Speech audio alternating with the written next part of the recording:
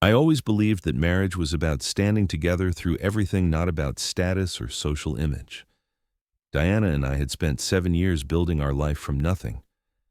I still remember those early days when we would share a single cheap meal just to get by. I thought that kind of love would never change.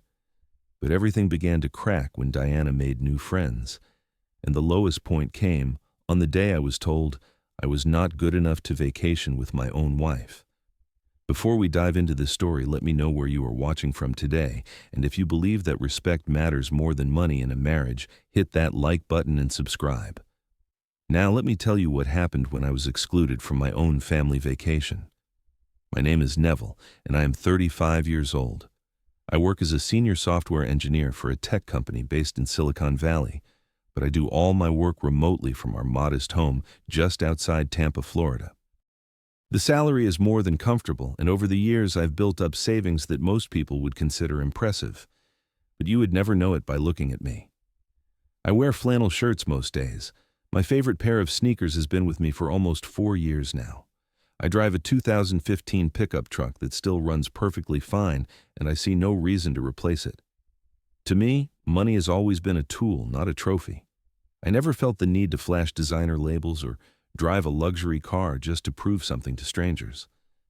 I believed that what mattered was character, kindness, and the way you treat the people around you. Diana and I met when we were both 28. She was working as an administrative assistant at a small real estate firm, and I was just starting to get my career off the ground. We had nothing back then. Our first apartment was a tiny one-bedroom unit with a leaky faucet and a heating system that barely worked in winter. But we were happy. We would sit on our second-hand couch, splitting a single takeout container of fried rice, laughing about how one day we would look back on these moments and smile. And we did build something. Slowly but surely our lives improved. I got promoted. Diana moved up in her career and eventually landed a position at a high-end real estate agency that dealt with luxury properties. We bought our house 3 years ago. Nothing fancy, just a comfortable place with a small backyard and enough room for the two of us. But somewhere along the way, Diana started to change. It began about 2 years ago when she started spending time with a new group of friends from work. These were women who sold million-dollar homes and lived lifestyles that matched. Their names were Priscilla, Madison, and Harper. Priscilla was the leader of the group, the one who set the tone for everything. Her husband owned a chain of car dealerships across Florida, and she never let anyone forget it. Madison was obsessed with luxury brands, always showing off her latest handbag or pair of shoes. Harper was quieter, but she had a sharp tongue and a habit of making cutting remarks disguised as jokes. At first, I did not think much of it. Diana deserved friends, and I was happy she had people to spend time with outside of work. But slowly, I started noticing small changes. She began making comments about our house, how it was not as nice as Priscilla's. She started looking at my clothes differently, suggesting that maybe I should update my wardrobe. She asked me once why I still drove that old truck when we could clearly afford something better. I tried to brush it off. I told myself it was just a phase, that Diana was simply adjusting to being around people with different lifestyles. I loved her, and I believed that the woman I married was still in there somewhere. Then came the conversation about the vacation. It was a Tuesday evening when Diana brought it up. She had just come home from a dinner with her friends, and there was an unusual energy about her. She sat down across from me at the kitchen table and told me that Priscilla was organizing a group trip to Florida Keys, 4 days and 3 nights at a 5-star resort right on the water. The whole group was going, and Diana was invited. I smiled and said it sounded wonderful. I even started thinking about the things we could do together, the beaches we could visit, the seafood restaurants we could try. A little getaway sounded perfect, but then Diana hesitated. She looked down at her hands for a moment before speaking again. She said that this was really more of a group trip, just the girls and their partners who fit in with the crowd. She said that Priscilla wanted to keep things exclusive, and she was not sure if I would be comfortable. I felt a strange tightness in my chest. I asked her what she meant by that. Diana struggled to find the words. She finally said that Priscilla thought it might be awkward if I came along because I was not really part of their social circle.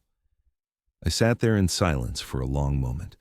My wife was telling me that I was not welcome on a vacation because I did not fit in with her friends. The words hit me harder than I expected. Diana quickly added that she would talk to Priscilla, that she would try to convince her to let me come. She promised me that everything would be fine. That night, I lay in bed staring at the ceiling. For the first time in 7 years of marriage, I felt like a stranger in my own relationship. 3 days passed before Diana brought up the trip again. She came home from work with what she clearly thought was good news. She told me that Priscilla had agreed to let me join the group, but there were conditions. I asked what kind of conditions. Diana took a breath and explained. She said I needed to dress appropriately for the resort and the dinners they had planned. She said I could not wear my usual flannel shirts or old sneakers. She said that I needed to make sure I did not embarrass her in front of her friends. I stared at her, waiting for her to realize what she had just said. But she just looked at me expectantly, as if this was a perfectly reasonable request. I wanted to argue. I wanted to ask her when our marriage had become about impressing other people. But I also did not want to fight. I still loved her, and part of me hoped that if I just went along with this, things would get better. So I agreed. That weekend, Diana took me shopping. We went to a department store I had never been to before, the kind of place where a single shirt cost more than my entire usual wardrobe. Diana walked through the aisles with purpose, picking out items and holding them up against me. She criticized my usual style the entire time, saying things like, "I could not believe you have been wearing those old clothes for so long, and this is what adults wear when they want to be taken seriously." By the end of the trip, I had spent over $800 on clothes that felt stiff and uncomfortable. Blazers, dress shirts, leather shoes that pinched my feet. I looked in the mirror and barely recognized myself. On the drive home, Diana seemed pleased. She kept talking about how good I looked and how impressed her friends would be. But I could not shake the feeling growing in my stomach. I kept asking myself who I was trying to please. This did not feel like me. A week before the trip, the group gathered at Priscilla's house to finalize the plans. It was my first time meeting Diana's friends in person, and I was determined to make a good impression despite my reservations. Priscilla's house was exactly what I expected. A sprawling mansion in a gated community with a circular driveway and a fountain in the front yard. Inside, everything was white marble and crystal chandeliers. It felt more like a museum than a home. I wore one of my new outfits, a navy blazer over a white dress shirt. I thought I looked presentable. But the moment Priscilla saw me, her expression told a different story. She looked me up and down with barely concealed disdain, her lips curling slightly at the corners. Madison was the first to speak to me directly. She asked what I did for a living, and when I told her I was a software engineer, she let out a little laugh. "Oh," she said, "like IT support." She turned to Harper with an amused look on her face. "I thought he would be in something more impressive," she added. Harper leaned over to Diana and whispered something, but she did it loudly enough for me to hear every word. "I thought you said he cleaned up well," she said. Diana just smiled nervously and changed the subject. I sat through the rest of that meeting with my hands clenched under the table. Every instinct told me to stand up and leave to tell these women exactly what I thought of them. But I stayed silent. I stayed because I loved Diana, and I wanted to believe that she would eventually see what was happening. On the drive home, I did not say a word. Diana finally broke the silence by telling me I was being too sensitive.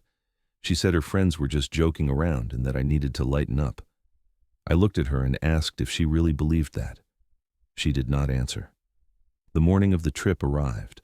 I woke up early and loaded Diana's suitcase into my truck along with my own bag. Despite everything, I was still hoping that once we got to the resort, things would be different. Maybe away from their usual environment, Priscilla and her friends would relax and I could actually connect with them. I drove Diana to the meeting point, a parking lot near the highway where everyone was gathering before heading south together. When we arrived, I saw Priscilla standing beside a gleaming white luxury SUV, directing everyone like a general commanding her troops. I got out of the truck and walked around to get my bag from the back, but before I could reach it, Priscilla stepped in front of me. "Neville," she said, her voice dripping with false sweetness, "I need to be honest with you. We reserved rooms only for the elites of our group. You understand, right?" I froze. The words hit me like a physical blow. Madison appeared beside Priscilla, nodding in agreement. "It is nothing personal," she said with a shrug. "We just have a certain standard to maintain." Harper chimed in from behind them, smirking. "Maybe next time when you level up a bit." I stood there, unable to move. I looked past them to Diana, who was standing a few feet away. She was looking at the ground, refusing to meet my eyes. "Diana," I said, my voice barely above a whisper. "Are you okay with this?" She finally looked up, but only for a moment. Her voice was small and weak. "Maybe it is better if you stay home this time, Neville. We will talk when I get back." Something inside me shattered in that moment. 7 years of marriage, 7 years of building a life together, and she could not even look me in the eye while she abandoned me. I stood there for what felt like an eternity, though it was probably only a few seconds. The 3 women watched me with smug expressions, waiting to see what I would do. Part of me wanted to explode to tell them exactly what I thought of their shallow, empty lives, but a calmer voice in my head told me that would accomplish nothing. So I took a breath and nodded slowly. "I understand now," I said, keeping my voice steady. "Have a safe trip." I turned and walked back to my truck, each step feeling heavier than the last. Behind me, I heard Priscilla's voice, loud and triumphant. "See, he knows his place." The laughter that followed burned in my ears as I climbed into the driver's seat and started the engine. I pulled out of the parking lot without looking back, my hands gripping the steering wheel so tightly that my knuckles turned white. I drove for about 10 minutes before I had to pull over. I found an empty parking lot behind a closed shopping center and stopped the truck. And then I just sat there staring at nothing, trying to process what had just happened. My wife had chosen her friends over me. She had stood there and watched while they humiliated me, and she had said nothing. Worse than nothing. She had told me to stay home. I do not know how long I sat in that parking lot. 15 minutes, maybe 20. Eventually, the initial shock began to fade, replaced by something else. Not anger exactly, though that was there too. It was more like clarity. For the first time, I could see the situation for what it really was. I drove home slowly, my mind working through everything. When I walked into the house, it felt different, emptier somehow, even though nothing had physically changed. I went to my home office and sat down at my desk. This was the room where I did all my work, a modest space with a computer, some bookshelves, and a comfortable chair. Nothing fancy. But this room represented something that Diana and her friends knew nothing about. You see, about 18 months ago, the startup I had been working with on the side was acquired by a major tech company. I had been one of the early engineers, and I held a significant amount of stock. When the acquisition went through, my shares were worth just over $2 million. It was life-changing money, the kind of windfall that most people only dream about. But I never told Diana. Not because I was hiding it exactly, but because I wanted to see what she valued. I wanted to know if she loved me for who I was, not for what I could buy her. And now I had my answer. I picked up my phone and called my lawyer, a college friend named Derek, who had helped me set up my investments after the acquisition. I told him what had happened and asked him about my options regarding our shared assets in the house. He listened carefully and then told me we should meet in person to discuss everything properly. After hanging up, I sat back in my chair and thought about the future. I did not know yet what I was going to do about my marriage, but I knew one thing for certain. I was done being invisible. I was done being treated like I was not enough. 4 hours after the group left for Florida Keys, my phone rang. It was Diana. I answered, and immediately I could tell something was wrong. Her voice was shaky, bordering on frantic. She told me that a tropical storm had hit the Keys unexpectedly. The resort had lost power, and the whole area was isolated. Emergency services were overwhelmed and could not reach them yet. I asked if everyone was safe. She said yes, physically they were fine. But there was another problem. The entire electronic payment system at the resort was down. ATMs were not working. The resort was demanding cash or direct bank transfers for everything, including their rooms, which had only been reserved with a credit card hold. None of them had brought cash. They had all assumed their credit cards would handle everything, and now, with the banking systems in the area also affected by the storm, they could not access their accounts. Diana started crying.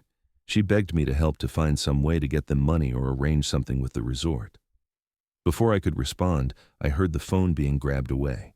Then Priscilla's voice came on the line. Gone was the smug confidence from that morning. She sounded desperate. "Neville, please," she said. "We need help. We are stuck here and we do not know what to do." I let the silence stretch out for a moment. Then I spoke. "What happened to the elites?" I asked. "Can they not handle this situation?" There was no response, just the sound of the wind howling in the background. I told them I would see what I could do and hung up. I sat with the phone in my hand for a long time thinking. Part of me wanted to let them figure it out on their own. After what they had done to me, it would have been poetic justice. But Diana was still my wife. Despite everything, I could not just abandon her in an emergency. That was not who I was, and it was not who I wanted to become. So I made some calls. It turned out that the resort manager was someone I had worked with years ago on a tech project. His name was Graham, and we had always gotten along well. I reached him on his personal cell phone and explained the situation. I told him I would wire money directly to the resort's emergency account to cover all expenses for my wife's group. Graham was grateful for the solution and promised to take care of everything. He even arranged for the group to be moved to a safer part of the resort and prioritized them for evacuation once the storm passed. Then I called Diana back. I told her that everything was taken care of, that the rooms were paid for, and they would be evacuated safely as soon as possible. But I also told her something else. I told her that when she got home, we were going to have a serious conversation about our marriage. I told her that things could not continue the way they had been, and that she needed to decide what kind of life she actually wanted. She agreed to everything, her voice small and broken on the other end of the line. I hung up and sat alone in my empty house, listening to the silence.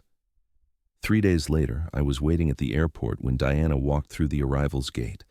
She looked exhausted, her hair unwashed and her clothes wrinkled. Behind her, I could see Priscilla, Madison, and Harper, all looking equally disheveled. None of them could meet my eyes. Diana walked up to me slowly, like she was approaching a stranger. She started to speak, but I held up my hand. "Not here," I said. "We will talk at home."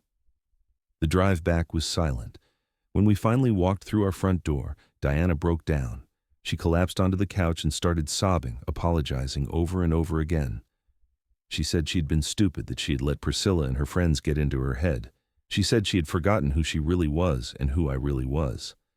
I listened without interrupting.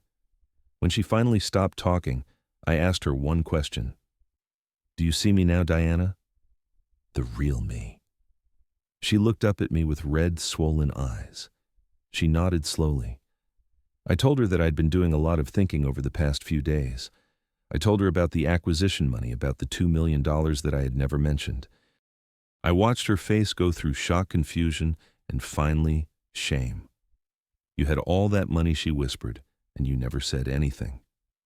I told her that I wanted to know if she loved me for who I was, not for what I could provide. I told her that money means nothing if the person you are with does not respect you. Then I gave her a choice. We could start over, but only with conditions. We would go to couples therapy. She would cut off contact with Priscilla and her toxic friends, and from now on we would be honest with each other about everything, or we could end things. I would not fight her, but I would also not pretend that what happened was acceptable. Diana did not hesitate. She agreed to everything. That was 6 months ago. The road since then has not been easy. Therapy forced us to confront things we had been avoiding for years. Diana had to face why she was so susceptible to outside influence, and I had to face why I had waited so long to set boundaries. But we are making progress. Diana cut off Priscilla and the others completely. At first they tried to reach out, probably hoping to get access to the money they now knew I had, but Diana blocked their numbers and never looked back. We are not perfect. We still have difficult days when old wounds resurface, but we face them together now, honestly and openly. I learned something important through all of this. Your worth as a person is not determined by the clothes you wear or the car you drive or the people who approve of you. It is determined by how you treat others and how you allow yourself to be treated. I also learned that sometimes the storms that destroy everything are the same storms that show you what truly matters. When everything else is stripped away, when the power goes out and the systems fail, what remains is character. And character cannot be bought at any price. If you are watching this and you feel invisible in your own relationship, I want you to know something. You deserve better. You deserve to be seen, to be valued, to be loved for exactly who you are. And if the people around you cannot give you that, maybe it is time to ask yourself why you are still standing in their shadow. Now, I want to hear from you. Have you ever felt excluded or disrespected by someone who was supposed to love you? How did you handle it? Leave your answer in the comments below. I read every single one, and your story might help someone else who is going through the same thing. If this story resonated with you, please hit that like button and share it with someone who might need to hear it. And if you have not already, subscribe to this channel so you do not miss the next story. Thank you for spending this time with me today. I hope this story gave you something to think about. Remember, you are enough exactly as you are. Take care of yourself, and I will see you in the next one.